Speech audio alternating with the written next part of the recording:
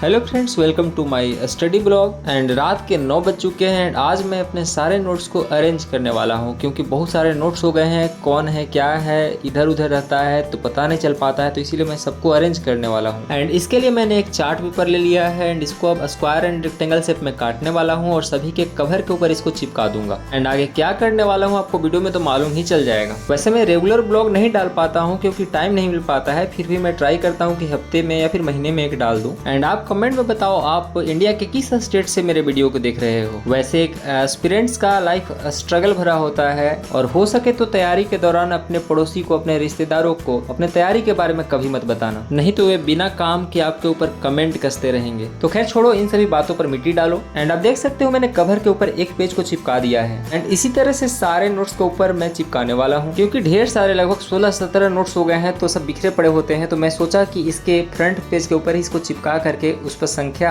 यानी कि copy number और उसके अंदर कौन सा सब्जेक्ट है उसका नाम भी लिख लूँ। एंड अब इसको मैं डायरी में भी नोट कर लूंगा ताकि कॉपी संख्या दे करके सब्जेक्ट का मालूम चल जाए और रिवीजन में कोई भी दिक्कत ना हो, क्योंकि रिवीजन करने के दौरान कभी कभी कॉपी खोजने में बहुत ज्यादा दिक्कत का सामना करना पड़ता है। तो ये सब करते करते हो गए थे ढेर रात एंड कुछ समय पढ़ने के बाद मैं सो गया था। एंड आज है दूसरा दिन, अभी 5 बजे है एंड मौसम बहुत ही ज्यादा साफ था एंड ठंडी ठंडी हवाएं चल रही थी। तो मैंने सोचा कि क्यों ना 1-2 घंटा छत पर ही पढ़ लिया जाए। तो मैं रूम में आ गया एंड पानी पी करके खुद को हाइड्रेट किया एंड इसके बाद 1 कप चाय भी ले लिया ताकि मूड फ्रेश हो जाए। वैसे नींद को तोड़ने के लिए मुझे चाय ज्यादा आसान तरीका लगता है, इसलिए मैं चाय अक्सर पीते रहता हूँ। हो सकता है किसी को कॉफी पसंद हो या फिर किसी को दोनों में से कुछ भी पसंद ना हो। तो अब मैं यहाँ पर PW का डायरी लिया एंड उसके ऊपर सबसे पहला काम करने वाला हूँ आज का पूरे दिन का नोट्स लिखना है, यानी कि 29 तारीख आज है एंड आज मुझे क्या क्या सब्जेक्ट करना है, कवर करना है वो लिखने वाला हूँ। जैसा कि डिजास्टर मैनेजमेंट के 5 लेक्चर्स थे एंड उसे भी मैंने देखा भी नहीं तो सोचा कि उसे मैं कवर कर लेता हूँ। एंड उसके बाद साइंस एंड टेक मैंने पढ़ लिया है तो मैं साइंस एंड टेक का रिवीजन करने वाला हूँ वीडियो से, वो भी खजाना का वीडियो से। एंड फिर पॉलिटी को कवर करने वाला हूँ जो कि बेसिक लेवल है, इसको आज मैं खत्म करने वाला हूँ NCERT लेवल।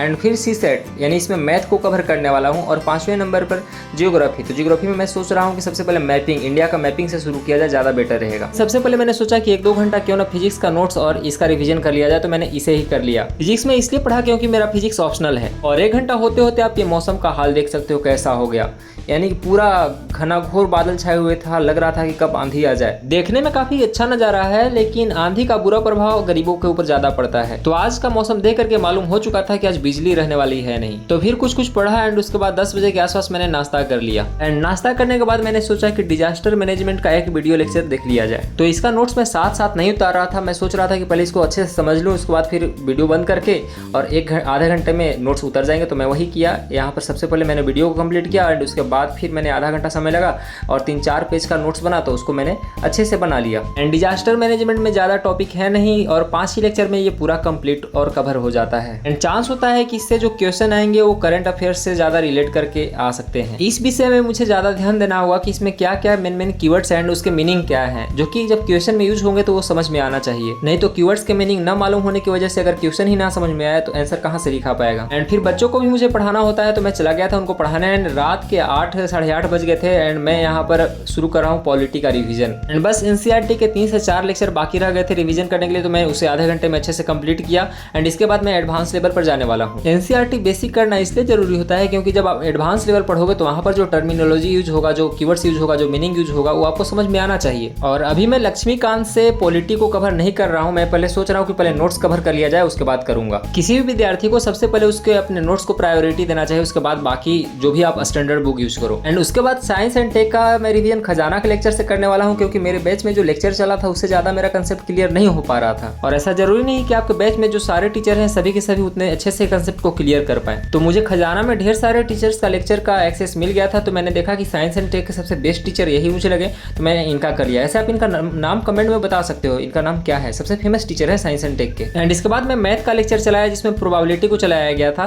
तो प्रोबेबिलिटी का मुझे बेसिक कंप्लीट है तो मुझे भगा करके यहाँ पर कंप्लीट करना पड़ा, यानी कि मुझे ज्यादा क्वेश्चन प्रैक्टिस पर ध्यान देना था इसमें। और प्रोबेबिलिटी में दिक्कत तब आता है जब यहाँ पर P एंड C को कंबाइन करके क्वेश्चन बनाया जाता है। एंड मैथ में जब मैं नोट्स तैयार करता हूँ तो मैं केवल उन्हीं पॉइंट को नोट करता हूँ जिसमें मुझे दिक्कत होता है, फिर मुझे नहीं याद होता है। एंड रात बहुत ज्यादा हो चुकी थी एंड सिर भी दर्द दे रहा था तो मैंने 1 कप चाय लिया एंड इसके बाद मैंने जियोग्राफी को भी कंप्लीट किया।